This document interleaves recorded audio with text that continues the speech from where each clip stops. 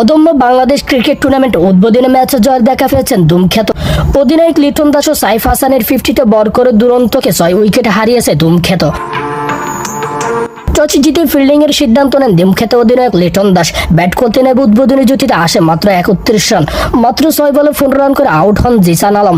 এরপর উইকেটে নেমে 21 বলে 21 রান করেন আজিজুল হক তামিম। ওপেনার মাহমুদুল ইসলাম রবিন রান আউট হয়ে যাওয়ার আগে 39 রান করেন। সুবিধা করতে পারেননি আরফুল ইসলাম। এছাড়াও 10 বলে 18 রান করে অধিনায়ক আকবর আলী আর 9 বলে 14 রান করে MS মেহরব।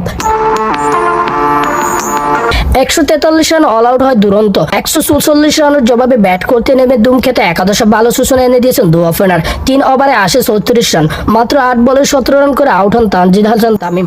এরপর ক্রিজে আসেন লিটন দাস।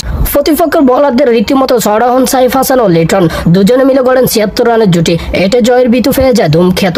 দুজনেই 50 দেখা ফেলছেন। তবে জয় নিয়ে মাঠ ছাড়তে পারেননি সাইফ। আউট হন ব্যক্তিগত 30 বলে 50 রান করে।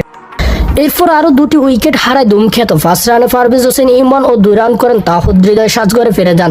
এরপর শামীম হোসেন পাটোয়ারিকে নিয়ে জয় নিশ্চিত করেন লিটন দাস। 54 রানের ফল লিটন অপরাজিত থাকেন 65 রানে আর 2 রান করে অপরাজিত থাকেন শামীম হোসেন পাটোয়ারি।